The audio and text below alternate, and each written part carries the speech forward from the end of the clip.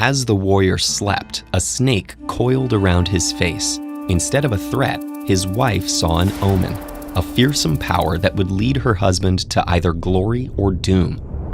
For now, however, he was only a slave, one of millions taken from the territories conquered by Rome to work the mines, till the fields, or fight for the crowd's entertainment.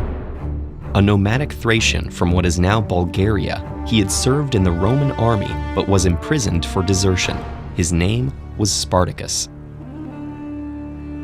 Spartacus had been brought to Capua by Batiatus, a lanista, or trainer of gladiators, and life at the ludus, or gladiator school, was unforgiving.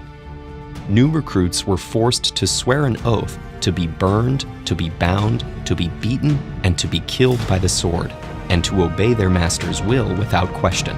But even harsh discipline couldn't break Spartacus's spirit. In 73 BCE, Spartacus led 73 other slaves to seize knives and skewers from the kitchen and fight their way out, hijacking a wagon of gladiator equipment along the way. They were done fighting for others. Now, they fought for their freedom. When the news reached Rome, the Senate was too busy with wars in Spain and the Pontic Empire to worry about some unruly slaves.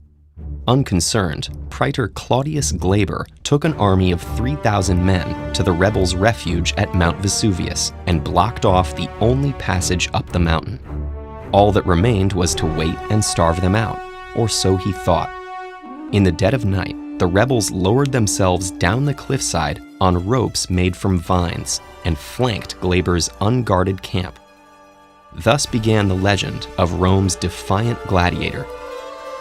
As news of the rebellion spread, its ranks swelled with escaped slaves, deserting soldiers, and hungry peasants. Many were untrained, but Spartacus's clever tactics transformed them into an effective guerrilla force. A second Roman expedition led by Praetor Varinius was ambushed while the officer bathed. To elude the remaining Roman forces, the rebels used their enemies' corpses as decoy guards, stealing Varinius's own horse to aid their escape. Thanks to his inspiring victories and policy of distributing spoils equally, Spartacus continued attracting followers and gained control of villages where new weapons could be forged. The Romans soon realized they were no longer facing ragtag fugitives, and in the spring of 72 BCE, the Senate retaliated with the full force of 2 legions. The rebels left victorious, but many lives were lost in the battle, including Spartacus's lieutenant, Crixus. To honor him, Spartacus held funeral games, forcing his Roman prisoners to play the role his fellow rebels had once endured. By the end of 72 BCE, Spartacus's army was a massive force of roughly 120,000 members, but those numbers proved difficult to manage. With the path to the Alps clear, Spartacus wanted to march beyond Rome's borders, where his followers would be free.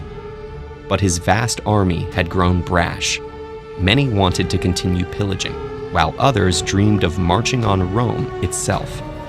In the end, the rebel army turned south, foregoing what would be their last chance at freedom. Meanwhile, Marcus Licinius Crassus had assumed control of the war.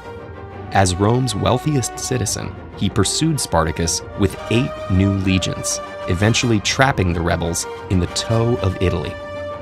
After failed attempts to build rafts and a stinging betrayal by local pirates, the rebels made a desperate run to break through Crassus's lines, but it was no use. Roman reinforcements were returning from the Pontic Wars, and the rebels' ranks and spirits were broken. In 71 BCE, they made their last stand. Spartacus nearly managed to reach Crassus before being cut down by centurions. His army was destroyed, and 6,000 captives were crucified along the Appian Way, a haunting demonstration of Roman authority. Crassus won the war, but it is not his legacy which echoes through the centuries. Thousands of years later, the name of the slave who made the world's mightiest empire tremble has become synonymous with freedom and the courage to fight for it.